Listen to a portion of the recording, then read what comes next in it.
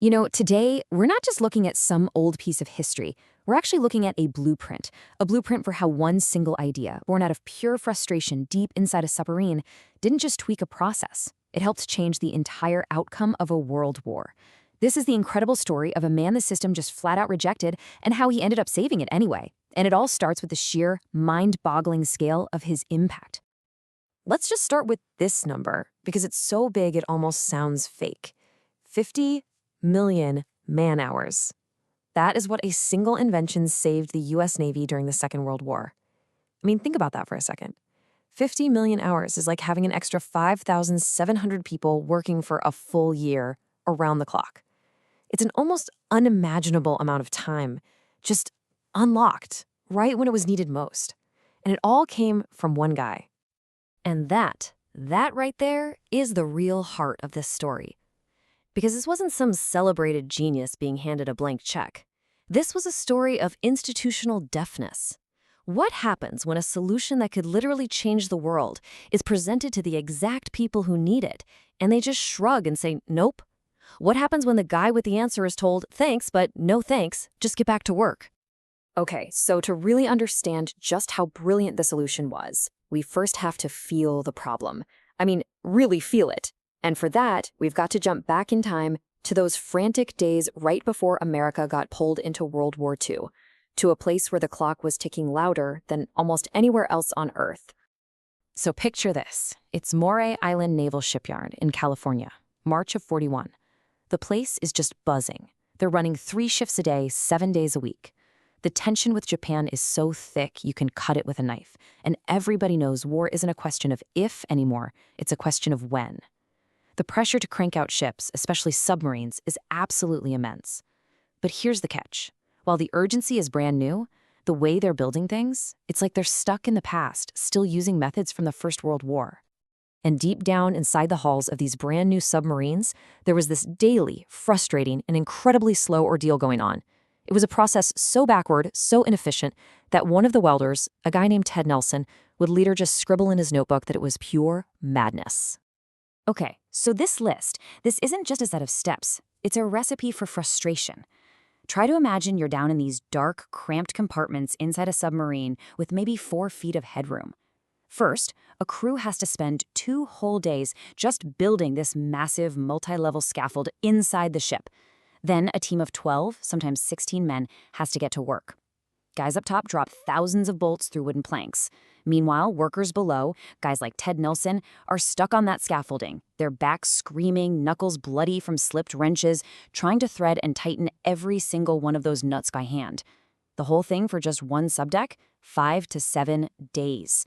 And when they're finally done, they spend another whole day just tearing all that scaffolding down. It was a logistical nightmare. And this is where we meet our guy, Theodore Ted Nelson. He was an $11 a day welder. He wasn't some engineer with a fancy degree from a big university. He was a guy with 15 years of real hands-on experience in machine shops. This guy knew metal, he knew electricity, and most importantly, he knew a fundamentally broken process when he was living it. He watched this 7-step circus every single day and just knew with total certainty that this one stupid process was holding back the entire country. But having an idea is one thing. That can be the easy part. Getting the people in charge to actually listen, well, that's a whole other battle. And Nelson, he didn't just complain. He went home and he designed a solution, a brilliant, simple solution. And when he tried to show it to his bosses, he walked smack into a brick wall of bureaucracy. So here was his idea, and it's just genius in its simplicity. He said, forget this whole multi-day nightmare. Imagine one single worker standing on top of the deck holding a gun that welds a threaded stud, basically a bolt with no head, directly onto the steel plate. Boom! The whole thing takes less than a second per stud. No scaffolding, no crew of guys stuck underneath, no thousands of nuts and bolts, and the secret sauce, the little piece of brilliance that engineers had missed for 20 years, was his idea for a tiny disposable ceramic cap on the end of the stud. It held the welding material in place, which meant the gun could work in any position, sideways, upside down, you name it. So Nelson takes his sketches to his direct boss, Lieutenant Morrison. The meeting was over in under 5 minutes. Morrison barely even looked at the drawings before he hit him with the classic line of every middle manager in history: "We have established procedures." That was the first no. It wasn't about whether the idea was good, it was about protecting the rulebook. But Nelson didn't give up. He went up the chain of command to the shipyard's chief welding engineer, a guy named Hartwell. And this rejection, this one had to sting even more because it was just so condescending. Hartwell basically patted him on the head and said, "Look, son, people a lot smarter than you have been trying to fix this for years." He wasn't just dismissing the idea, he was dismissing the man. He was just a welder. How could he possibly know better than these smarter people in Washington? It was a classic case of valuing credentials over actual common sense. So Nelson makes one last, final, official attempt. He writes a formal letter, submits his idea through all the proper channels. 3 weeks later, he gets his answer, a form letter. It politely informed him his idea was being sent to the Bureau of Ships for review and that the review process would take 18 to 24 months. Let that sink in. A war is on the horizon, and the official answer is, we'll get back to you in maybe 2 years. The very system that was supposed to ensure quality had become a threat to national security because it was just too damn slow. This was the final no. So, what do? I mean, really, what do you do at that point? You're holding a solution that you know in your gut can save time, money, and maybe even lives, but the system just refuses to see it. You've really only got 2 choices. You can give up and go back to tightening bolts, or you can bet on yourself. Ted Nelson decided to bet on himself. On June 20th, 1941, he made his move. He walked right off that steady government job. He took out a loan, created the Nelson Specialty Welding Equipment Corporation, and started hammering out prototypes in his garage. His wife, Emma, was terrified he was throwing their life away. And for a few months there, it really looked like she might be right. I mean, those first months were brutal. By September, after driving all over creation doing demos, he had sold a pathetic 18 guns. And then, on a quiet Sunday morning in December, the entire world changed. The attack on Pearl Harbor turned shipbuilding from just an important job into a mission of national survival. And all of a sudden, established procedures didn't matter anymore. Those 18 to 24-month reviews were a death sentence. The only thing that mattered was speed, and Ted Nelson's phone started ringing, and it didn't stop. The very same shipyards that had laughed him out the door were now begging for his invention. Kaiser Shipyards ordered 50 guns, Bethlehem Steel ordered 40, and in the most incredible twist, Mare Island Naval Shipyard, the place that told him no 3 times, placed an order for 60 guns. And the guy who had to sign the purchase order? His old supervisor, L.T. Morrison. No apology, just a desperate need for the welder's so-called crazy idea. Nelson's little garage workshop was instantly, hopelessly overwhelmed. He had to lease a factory and then another one. He went from a one-man show to employing hundreds of people, with his factories turning out stud welders 24/7. And the reports that started coming back from the shipyards, they were just unbelievable. The welder's gamble had paid off big time, and now we can actually measure his legacy in cold, hard numbers. I mean, just look at this. This perfectly illustrates the revolution he started. A job that took a crew of up to 16 guys now took just 3. A task that chewed up a full week of precious construction time was now knocked out in a single day. Those 2 days just spent building and tearing down scaffolding? Poof, gone.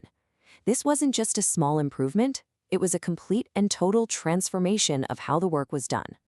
203. That's how many submarines the United States managed to build during World War II. Japan, for comparison, only built 126. We literally outbuilt our enemy, and that was a huge reason we won the war in the Pacific. And that was only possible because of innovations like stud welding. Every single sub that got out to the fleet a week sooner was another week it could spend hunting enemy ships. That saved time, multiplied across hundreds and hundreds of ships, had a direct strategic impact on winning the war. This simple chart right here tells the whole story in just 2 bars. A 6-day job becomes a 1-day job. Now multiply that savings by every single submarine, every destroyer, every aircraft carrier being built. The famous Essex-class carriers, the backbone of the fleet, they each needed something like 20,000 welded studs. The Liberty ships, the supply lifeline across the Atlantic, used thousands more. The scale of the time savings is just, it's almost impossible to really wrap your head around. And this brings the story full circle. In November of 1942, less than a year after Pearl Harbor, a whole delegation of high-ranking Navy officers shows up unannounced at Nelson's factory. They weren't there to give him a hard time. They were there to give him an award. And Captain Harrison, the guy representing the Bureau of Ships, he apologized for how they completely fumbled Nelson's idea. And then he said this incredible line. Just think about that. It was a stunning admission from the very heart of the bureaucracy. He was saying, "Your decision to go around us was better for the country than going through us." It was complete and total vindication for the welder who bet on himself. In the end, that 50 million man-hours saved, that wasn't just some number on a spreadsheet. It had a massive ripple effect. It meant more ships in the water, faster. It meant more planes in the air, taking off from carrier decks that were built in record time. It meant more vital supplies got to the front lines. And ultimately, it meant the war ended sooner and more people came home alive. That is the real legacy here. It's not just about efficiency. It's about lives saved. And this really is the big takeaway, isn't it? Ted Nelson's story is such a powerful reminder that the people who are closest to the problem are almost always the ones closest to the solution. He wasn't an admiral in a fancy office or an engineer in Washington, D.C. He was the guy holding the welding torch, the guy with the aching back who just knew there had to be a better way. The most important ideas don't always come from the boardroom. They come from the garage, the factory floor, the front lines. So I guess I'll just leave you with this question. Ted Nelson saw a process that everyone else just accepted as the way things are done, and he had the guts to call it what it was: madness. He just refused to accept it. History is filled with people who were told their ideas were crazy or impossible right up until the moment they worked. So what madness do you see? In your job? In your community? In your own life? What broken, inefficient thing do you walk past every day that everyone else just ignores? Because as Ted Nelson proved, the person with the courage to finally fix it isn't always the one with the fanciest title. Sometimes it's just the one who refuses to take no for an answer.